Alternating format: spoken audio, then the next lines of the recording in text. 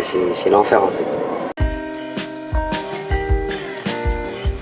Accra, quand je suis arrivé le 19 janvier, je me suis demandé j'étais où, les gens m'ont dit t'es à la frontière. Ici tu peux retourner au bled. Et moi j'ai quitté, je peux pas parce que j'ai toute ma famille ici, mais dans mon pays à la guerre. Pour beaucoup de personnes, c'est l'expérience de trop, une expérience concentrationnaire qui vient se rajouter subjectivement à toutes les autres expériences de réclusion qui les ont marquées. Enfermés quelque part, les Touaregs sont venus nous prendre direction de Libye. À chaque jour, au moins 40 personnes peuvent mourir dans une prison qu'on appelle Bouslim.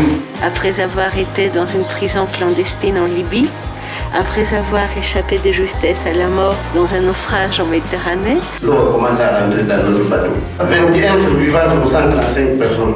On se retrouve dans une expérience d'errance, porte de la Chapelle ou à Stalingrad, avant d'avoir l'expérience dernière, celle du CRA. Il dit seulement que c'est ça, la détention, c'est pas vrai, c'est la prison. Au contraire, la prison c'est mieux parce que tu as droit de visite, tu as une promenade, on ne respecte même pas l'ordre de la procureure de la République.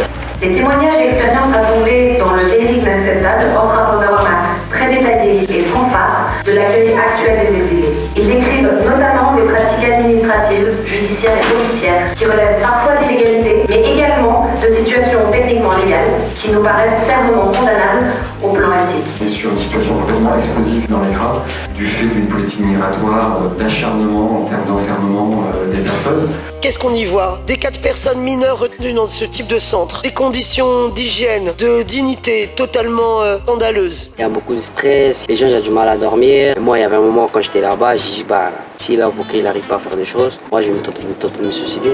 Le premier jour quand je suis arrivé. Souvent il y a des décompensations, c'est-à-dire des moments où le cristal se brise, des personnes qui tenaient jusqu'à présent finissent par être dépassées, donc en essayant de mettre terme à leur jour, tout simplement parce que c'est leur dernier choix. Choisir une façon de mourir à défaut d'avoir pu choisir une manière de vivre. C'est des maltraitances à la centre de rétention. Le droit n'est pas respecté et la personne, il est maltraité. C'est-à-dire que tout pouvait devenir objet de privation, faire partie d'un chantage dans lequel on pouvait essayer d'exercer un contrôle sur le corps de l'autre. La nourriture qu'ils nous donnent déjà, eux ils font avec les médicaments là. Tu rentres, tu dors. Tu veux pas, tu vas accepter. Obligé d'obéir aux policiers. Je pense aussi que c'est une expérience extrêmement traumatique pour les gens qui travaillent là-bas. Parce que vivre dans des conditions où l'autre est déporté fait de soi quand même quelqu'un qui s'inscrit dans une longue lignée de personnes qui ont participé à des actes de déportation. Je pense que c'est une expérience déshumanisante de part et d'autre. On traite macaque, banane. Quand tu dis un truc, il vient te menotter, te ramener en isolement. Le contrôle exercé sur le corps de l'autre sert finalement à construire différentes classes de personnes. C'est une perpétuation de la situation coloniale. Ils nous ont séparés entre les musulmans, les arabes avec les chrétiens. Et depuis l'histoire qui s'est passée, l'histoire des bagarres en général avec les Renois avec les arabes. Et après nous tous s'est séparés. Parce qu'à cause des policiers. Les policiers nous disent, nous les Renois, il faut qu'il y ait des sombres avec les arabes. Et du coup, le jour le matin, ils ont donné la lame rasoir.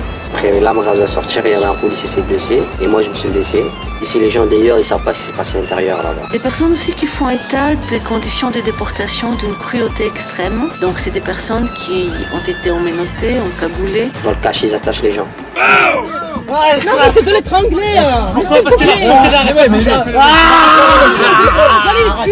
Les abus, ces pratiques illégales, elles sont tellement systématiques que c'est devenu une composante de la politique migratoire française aujourd'hui. Nous sommes favorables à mettre en place des centres fermés. Et ces politiques-là sont, me semble-t-il, redoutables, parce qu'il ne faut jamais oublier que chaque fois où il y a un état d'exception qui est instauré, c'est l'exceptionnalité même qui entre dans la loi. C'est une atteinte de l'état de droit. Si quelqu'un doit l'avoir honte, ce seront ceux qui ont fait la traite et non pas ceux qui ont subi la traite.